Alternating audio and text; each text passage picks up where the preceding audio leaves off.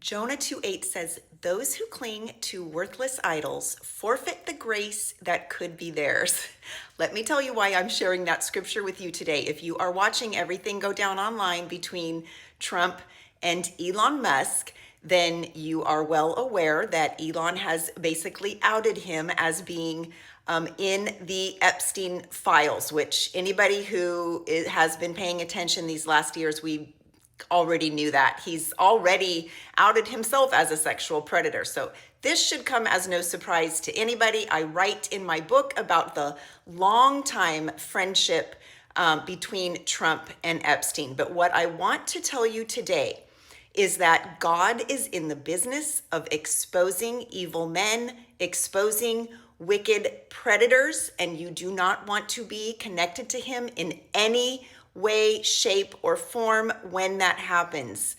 2 John 1:11 says, if you give your greeting and your blessing to a wicked man, when God comes to reprimand him, he will reprimand you too, because you are propping up evil, enabling, defending, in some cases in the church, unfortunately celebrating him. So God is in the business of exposing evil, and he is on his way to do just that. So my heart is to challenge and urge and warn anybody who is still enabling Donald Trump and pretending that he is anointed by God to renounce him and back away from him, and do it quickly. And I want to just address something else, because I get people on here all the time who say, but what about so-and-so? What about such and such? They're evil. They are sinners too. Yes,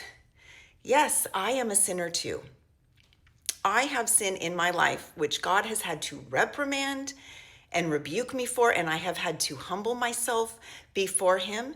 And that same holds true for anybody in the Democratic Party. The same holds true, I'm guessing, for anybody on the other side of that screen.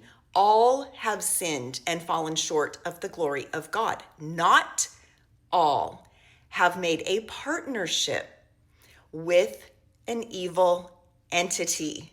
Okay? That's in John chapter 13.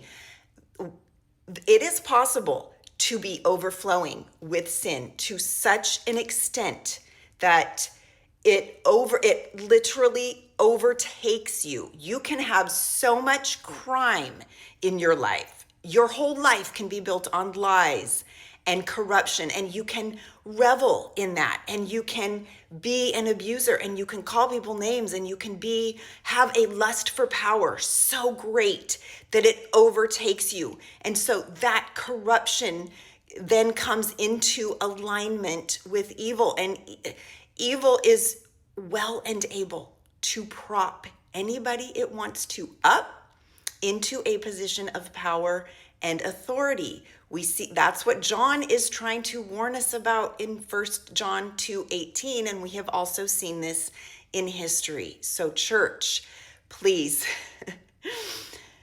please detach yourself from him. Those who cling to worthless idols will forfeit the grace that could be theirs. God's grace is available to you, but you must renounce him. Do it now.